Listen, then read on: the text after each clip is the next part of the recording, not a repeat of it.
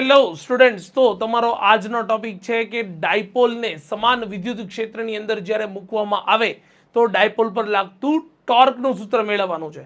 તમે ડાયપોલ જોયું, બિંદુવત ડાયપોલ જોયું, ડાયપોલનું વિદ્યુત ક્ષેત્ર અક્ષ પર અને વિષુવરેખા બંને ઉપર મેળવીને જોઈ લીધું. તો હવે તમારો ટોપિક છે ડાયપોલ પર લાગતું ટોર્ક. તો તમને ક્વેશ્ચન કંઈક આવી રીતે પૂછાય છે, સમાન વિદ્યુત ક્ષેત્રમાં મૂકેલ ડાયપોલ, અને ક્વેશ્ચન કંઈક આવી રીતે પૂછાય છે કે સમાન વિદ્યુત ક્ષેત્રમાં મૂકેલા ડાયપોલ પર લાગતા ટોર્કનું સૂત્ર મેળવો, અથવા અને તેના ખાસ કિસ્સાઓની ચર્ચા કરો, અથવા તમને આવું પૂછવામાં આવે કે સમાન વિદ્યુત ક્ષેત્રમાં ડાયપોલની વર્તણૂક સમજાવો, સેમ વસ્તુ લખવાની છે. ચલો ડન. જોતા જઈએ આપણે એક એક મુદ્દો કેવી રીતે કે આકૃતિમાં દર્શાવ્યા અનુસાર ડાયપોલને સમાન વિદ્યુત ક્ષેત્રમાં થીટા ખૂણે, પણ આકૃતિ તો દેખાડો સર. તો લે ભાઈ, તમારી માટે પાસે છે એક, તમારી સામે છે એક ડાયપોલ, ઋણ વિદ્યુતભાર, ધન વિદ્યુતભાર, અને એ ડાયપોલને તમે મૂકી દીધો સમાન વિદ્યુત ક્ષેત્રની અંદર. ભાઈ મને એક વાતનો જવાબ આપી દે કે જ્યારે મેં તમને વિદ્યુત ક્ષેત્ર સમજાવ્યું હતું ત્યારે વિદ્યુત ભાર જે છે એ વિદ્યુત ભારને સમાન વિદ્યુત ક્ષેત્રમાં મૂકવામાં આવે તો એના પર લાગે બળ, અને બળ જ્યારે લાગે તો કેટલું બળ લાગે, તો કે QE જેટલું બળ લાગે.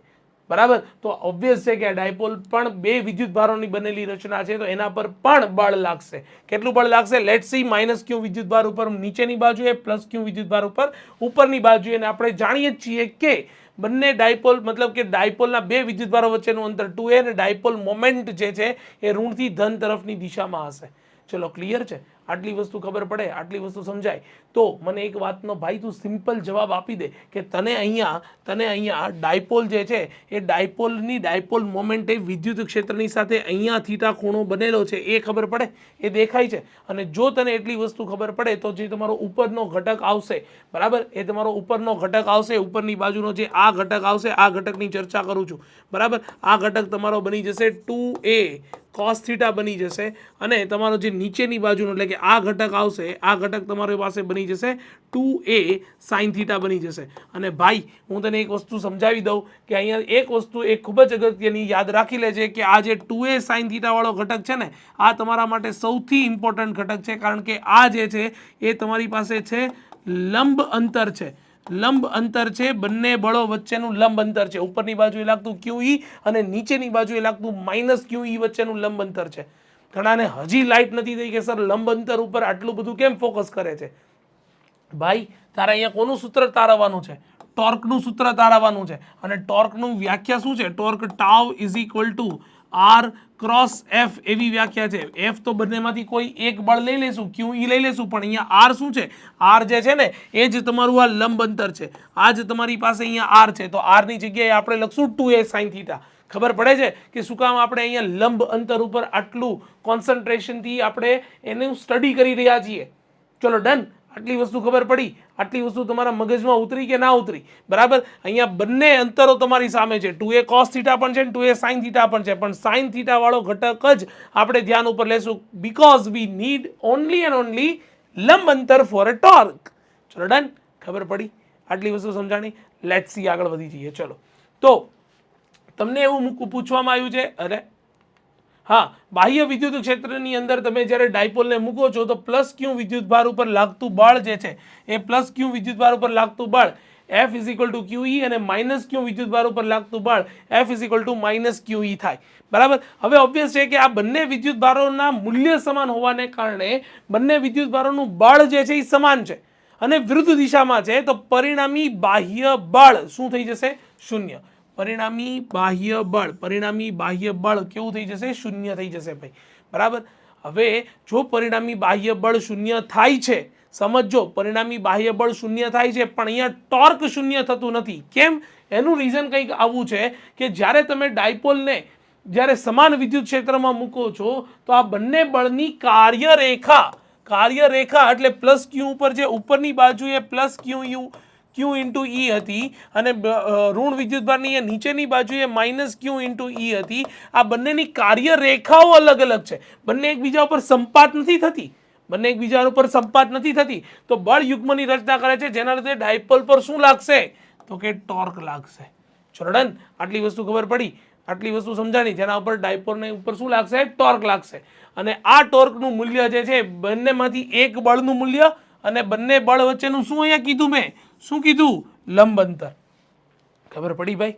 લંબ અંતર કીધું ને આ લંબ અંતર હતું ને એટલા માટે જ આપણે લેશું 2a sin θ ને હવે તો ખબર જ છે અહીંયા 2a q બોલ શું લખી શકાય 2a into q dipole moment p લખી શકાય તો એના માટે લખી શકાય torque tau is equal two p e sin θ જ્યાં dipole moment p is equal two 2a into q લખ્યું અને આ જ વસ્તુને જો આપણે સદિશ સ્વરૂપે લખીએ ઓબ્વિયસ sin θ છે તો ક્રોસ પ્રોડક્ટ આવશે તો torque tau is equal two p cross e torque tau is equal two p cross e torque tau is equal two p cross e તમે કહેશો સર ગાંડા થઈ ગયા છો આટલી બધી વાર કેમ બોલો છો ભાઈ એટલા માટે બોલી રહ્યો છું કારણ કે બીજા જ ચેપ્ટરની અંદર ડાયપોલની જ તમે જ્યારે વિદ્યુત સ્થિતિ ઉર્જા શોધશો ને શું ફરીવાર બોલું છું વિદ્યુત સ્થિતિ ઉર્જા ત્યારે તમે અહીંનું ઇક્વેશન ડિરાઈવ કરશો u is equal to minus p dot E ચાલ ખબર પડે છે એમાં તે p ડોટ ઈ આવવાનું છે તો ક્રોસ એટલે ટોર્ક ડોટ એટલે ઉર્જા આ વસ્તુ સમજાવી જ જોઈએ બરાબર તો આ વસ્તુ અત્યારથી કહી રહ્યો છું કે જેથી કરીને ત્યારે આવે ને તો લાઈટ થાય કે હા આપણે ભણ્યા હતા ચલો ડન ક્લિયર છે તો અત્યારે આપણે ટોર્ક ઉપર ફરીથી કોન્સન્ટ્રેટ કરીએ torque tau is equal two P E sine theta બરાબર અને સદિશ સ્વરૂપ છે પી ક્રોસ ઈ ચલો આટલી વસ્તુ ભણી ગયા પછી એના ખાસ કિસ્સાની ફટાફટ ચર્ચા કરીએ તો ડાયપોલ મોમેન્ટ અને વિદ્યુત ક્ષેત્ર બંને એક જ દિશામાં છે that means the both are will be parallel with each other તો એનો મતલબ છે કે બંને વચ્ચેનો ખૂણો થઈ જશે થીટા 0 અને જો થીટા 0 થઈ જાય તો torque will be 0 because sine 0 will be 0 sine 180 is also will become 0 તો તમારા ત્રણ ખાસ કિસ્સા છે એમાંનો પહેલો ખાસ કિસ્સો છે કે બંને એકબીજાને સમાંતર હોય બીજો ખાસ કિસ્સો છે કે બંને એકબીજાને કેવા હોય તો કે લંબ રૂપે હોય જો લંબ રૂપે રહેલા હોય છે તો p અને e બંને એકબીજાને લંબ છે that will be theta will be π/2 that means કે અહીંયા 90 ડિગ્રી અને sine 90 will be 1 that means કે મહત્તમ ટોર્ક લાગશે કેટલું ટોર્ક લાગશે મહત્તમ મતલબ ડાયપોલ એ સમક્ષિતિજ દિશામાં છે અને વિદ્યુત ક્ષેત્ર આવું શિરોલંબ દિશામાં એપ્લાય કરી દીધું છે સમાન વિદ્યુત ક્ષેત્ર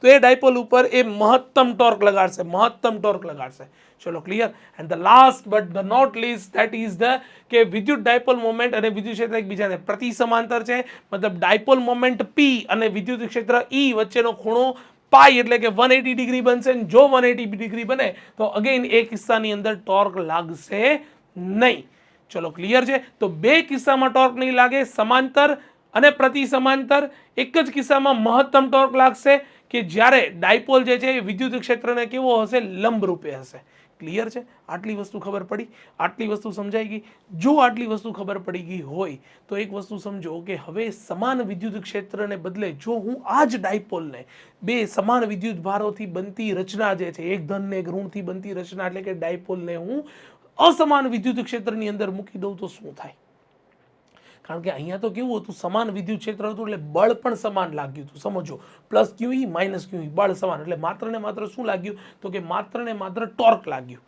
પણ જ્યારે ટોર્ક નથી લાગતું બરાબર અથવા તો તમે સિમ્પલ વિચાર કરો કે સમાન વિદ્યુત ક્ષેત્ર નથી ત્યારે શું થાય તો એના માટેનો તમારો ટોપિક છે કે અસમાન વિદ્યુત ક્ષેત્રમાં ડાયપોલની વર્તણૂક આવા કિસ્સાની અંદર બળ અને ટોર્ક બંને લાગે ભાઈ બરાબર તમારી પાસે બળ પણ લાગશે તમારી ડાયપોલ ઉપર ટોર્ક પણ લાગશે હવે ઓબ્વિયસ આપણને એવી વસ્તુની ખબર પડે કે જો બળ લાગે તો રેખીય ગતિ થાય ટોર્ક લાગે આવી રીતે ઊભા છું ટોર્ક લાગે તો કેવી ગતિ થાય તો કે તો ચાક ગતિ થાય આવી રીતે ઘૂમી ફરે ચલો ડન આટલી વસ્તુ ખબર પડી તો સિમ્પલ વસ્તુ સમજી લો કે આથી ડાયપોલના પરિભ્રમણ સાથે તેનું રેખીય સ્થાનાંતર પણ થશે તો તમારું જે આ સ્થાનાંતર છે એ કોનું પરિણામ છે તો કે બળનું પરિણામ છે પણ થાય છે ચલો ટોર્ક લાગશે એટલે ગોળ તો ઘૂમશે જ તે ચલો ક્લિયર છે આટલી વસ્તુ રેખીય સ્થાનાંતર થશે ડાયપોલ ભ્રમણ કરતા જ્યારે વિદ્યુત ક્ષેત્રને અગેન સમાંતર ગોઠવાઈ જાય વિદ્યુત ક્ષેત્રને કેવું ગોઠવાઈ જાય સમાંતર યાદ કરો તમારો બીજો ખાસ કિસ્સો વિદ્યુત ક્ષેત્રને સૌથી પહેલો ખાસ કિસ્સો